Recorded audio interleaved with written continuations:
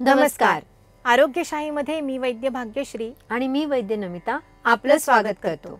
आरोग्यशाहीमधला आजचा दिवस आहे खास तुमच्या प्रश्नाचं उत्तर देण्याचा. श्रीमती धनश्री सावंत यांचा एक प्रश्न आलाय. त्यांनी विचारलंय, माझं वय 32 वर्ष आहे. मला मोतीबिंदू झाल्याचं निदान झालं आहे. डॉक्टरांनी ऑपरेशन करायला सांगितलेलं आहे. यावर काही उपाय करता येईल का? धनश्री ताई, मोतीबिंदू म्हणजेच कॅटरॅक्ट हा खरं तर वाढत्या वयामुळे शरीरात जे बदल होतात त्यापैकी एक बदल असतो. मात्र तुमच्या बाबतीत इतक्या कमी वयात कॅटरॅक्टचं निदान झालेलं असेल तर याचा अर्थ एजिंग प्रोसेसचा वेग कमी करण्यासाठी प्रयत्न करणं हे आवश्यक आहे. कॅटरॅक्ट एकदा डेव्हलप झालं की ते क्लिअर होणं तितकं सोपं नसतं. पण ते अजून वाढू नये किंवा जे बदल डोळ्यात कॅटरॅक्टच्या रूपात झाले ते बाकी ठिकाणी होऊ नयेत यासाठी उपाययोजना करणं आपल्या हातात आहे. या दृष्टीने डोळ्यांमध्ये घरच्या घरी सुरवारी हिरडा नावाचा एक हिरडा असतो.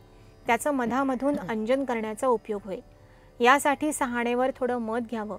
त्यात सुरवारी हिरडा उगाळून तयार केलेलं गंध आपण डोळ्यात काजळ घालतो त्याप्रमाणे अंजन म्हणून घालावं. सकाळी कफदोषाच्या काळात म्हणजे 10 वाजेच्या आत जर हा उपाय केला तर त्याचा अधिक चांगला उपयोग होऊ शकतो. याशिवाय रात्री झोपण्यापूर्वी 1 चमचा त्रिफळा, 1 चमचा मध आणि अर्धा चमचा तूप हे मिश्रण घेण्याचाही उपयोग होईल. एकंदर एजिंग प्रोसेसचा वेग कमी व्हावा म्हणजेच तारुण्य टिकून राहावं. वय वाढलं तरी वाढत्या वयामुळे होणारे त्रास होऊ नयेत यासाठी काही ना काही रसायन घेणं हे सुद्धा उत्तम असतं. या दृष्टीने रोज सकाळी च्यवनप्राश घेणं.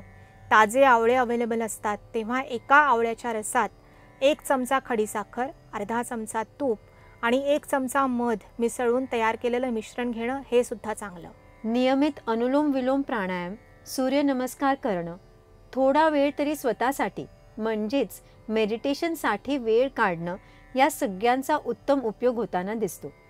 कॅटरॅक्ट एकदा डेव्हलप झालं की आज न उद्या त्याचं ऑपरेशन करावं लागत असलं तरी या उपायांनी डोळ्यांची शक्ती चांगली राहील आणि एकंदर शरीराचं आरोग्य उत्तम राहील हे नक्की.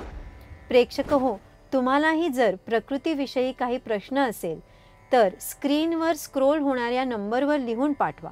आपल्या प्रश्नाचं उत्तर जाणून घेण्यासाठी पाहत रहा आरोग्यशाही, लोकशाही मराठीवर.